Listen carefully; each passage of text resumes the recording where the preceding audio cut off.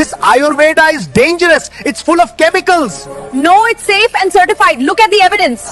Hello everyone. കേരളത്തിൽ manufacture ചെയ്ത ayurvedic medicines വലിയ സുരക്ഷിതം. പാരസെറ്റമോൾ മിക്സ് ചെയ്തത് കൊണ്ടാണോ ഫാസ്റ്റായ റിസൾട്ട് ഉണ്ടായത്?